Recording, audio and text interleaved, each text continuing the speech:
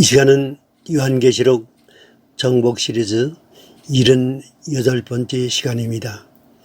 일곱째 대접과 공중시효에 관한 말씀이 되겠습니다. 우리는 지난 시간에 6번째 대접 심판으로 아마겟돈에 집결한 적그리스도의 군사들과 재림하시는 주님과의 전쟁의 모습을 살펴보았습니다. 이 아마겟돈 전쟁은 다시 19장으로 옮겨져 상세하게 전개되기 때문에 이것에는 적그리스도가 큰 날의 전쟁을 위해 자신의 군사들을 아마겟돈으로 모으는 모습만을 보여주고 있습니다. 이제 일곱째 대접 심판이 내릴 차례가 되었습니다. 그런데 여기서 지상에 있는 하나님의 백성들을 위한 하나님의 긴급 조치가 취해지는 놀라운 사건의 모습을 먼저 보고 지나가야 합니다. 이 사건이 바로 교회의 공중희고입니다.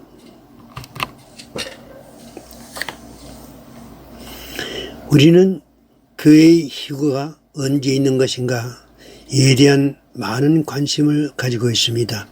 많은 그리스도인들이 희고에 대해 잘못된 고정관념을 가지고 있습니다. 그것은 교회의 공중희고가 7년, 8년 전에 있을 것이라고 믿고 있는 것입니다.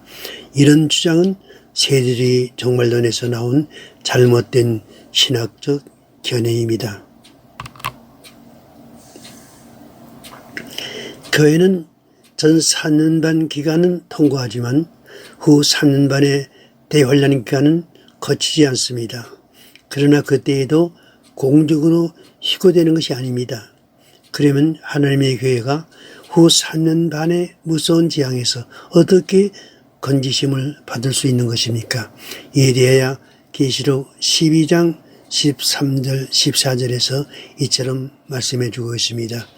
용이 자기가 땅으로 내어 찢긴 것을 보고 남자를 낳은 여자를 박해하는지라 그 여자가 큰 독수리의 두 날개를 받아 광야 자기 옷으로 날아가 거기서 그 뱀의 낯을 피하여 한 떼와 두 떼와 반 떼를 양육 받음이라고 말씀해 주고 있습니다. 여기서 말씀해 주신 한 떼와 두 떼와 반 떼 또는 1260일 동안은 같은 3년 반 기간으로 후 3년 반을 가리킵니다. 그리고 이 기간은 하나님의 교회가 공중에서가 아니라 지상 어느 곳에선가 하나님께서 예비하신 광야 자기 곳에서 양육을 받을 것입니다. 그런 후에 예수님이 아마겟돈에서 적그리스도의 군사들을 진멸하시고 적그리스도와 거짓 선지자를 생포하여 둘째 사망에 던져놓는 심판이 있게 되며 곧 일곱째 대접 심판으로 이 지상이 불의 심판으로 초토화되기 직전 온 세상에 생존해 있는 모든 성도들이 한 명의 누락자도 없이 일제히 공중으로 희고되는 것입니다.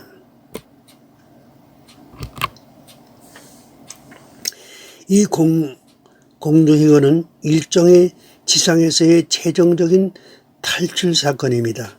만약 이 같은 탈출이 불가능하다면 일곱째 대접 심판으로 말미암은 하나님의 진노에서 벗어날 길이 없을 것입니다. 이날에 예수님은 이 같은 교회의 공중희고를 위해 그의 천사들을 이 세상에 보내신다고 하셨습니다. 그가 큰 나팔 소리와 함께 천사들을 보내리니 그들이 그의 택하신 자들을 하늘 이 끝에서 저 끝까지 사방에서 모으리라는 말씀이 그것입니다. 우리는 흔히들 공중희고는 믿지만은 그 희고될 성도들의 몸의 형체에 대하여 오해하고 있습니다. 우리가 살아가고 있는 이대로의 몸이 아니라 변화된 몸으로 희고된다고 믿고 있는 것입니다. 이 같은 주장은 데살로니가전서 4장 17절의 공중희고와 고린도전서 15장 51절의 허련한 변화를 서로 같은 사건으로 연결시킨 데서 나온 신학적 착각 현상입니다. 만약 우리의 신체가 변화받은 후 공중으로 희고된다면 공중희고의 의미가 전혀 없어집니다. 변화란 말은 일종의 부활의 형태를 말합니다. 죽은 사람이 다시 살아나는 것을 부활이라고 하고 살아있는 사람이 죽지 아니할 몸으로 바뀌는 것이 변화입니다. 이 같은 일은 최종적인 부활의 날에 동시에 있게 됩니다. 부활체나 변화체는 이미 구원이 완성된 몸이기 때문에 더 이상의 지상 생활이 필요하지 않습니다. 이들이 영주할 것은 천년왕국이 아니라 천국인 새 예루살렘인 것입니다.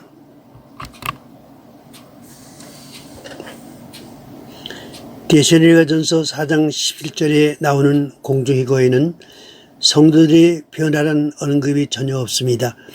그 후에 우리 살아남은 자들도 그들과 함께 구름 속으로 끌어올려 공중에서 주를 영접하게 하시니라고 했습니다. 그리고 고린도전서 15장 51절에서 52절이 나타난 성도들의 변화에 대하여 살펴보도록 합니다. 보라, 내가 너에게 비밀을 말하노니 우리가 다 잠잘 것이 아니요 마지막 나팔의 순식간에 호련히 다 변화하리니 나팔 소리가 나매 죽은 자들이 썩지 아니할 것으로 다시 살아나고 우리도 변화되리라는 말씀이 그것입니다. 우리 육체가 변화받지 않고서도 하나님은 능히 우리의 이 몸을 이대로 공중으로 끌어올리실 수 있습니다. 미국의 암스트롱이라는 사람은 벌써 1969년 7월 21일 아폴로 15호 우주선을 타고 달을 왕복했습니다. 그 우주인들이 변화받은 후 갔다 온 것이 아닙니다. 인간의 과학의 힘으로도 살아있는 사람들이 우주를 왕복할 수 있거늘 하물며 최후의 심판의 날 이 지구가 폭발하여 파멸할 때에 하나님께서 그의 백성들을 공중으로 끌어올리실 수 없다고 여긴다면 죽은 자도 능히 살리시는 하나님의 권능을 믿는 우리의 믿음이 어디 있다고 할 것입니까?